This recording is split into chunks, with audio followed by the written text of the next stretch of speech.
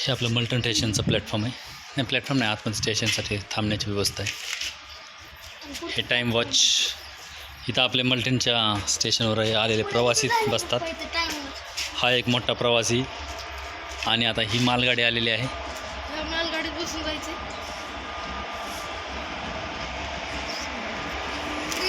Headlight किती मोठी.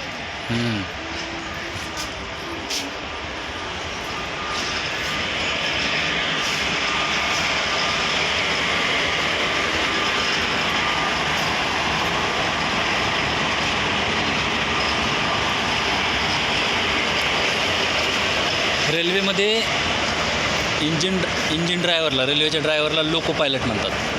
आणि लोको पायलटला शिक्षण किती लागतं माहिती आहे ना?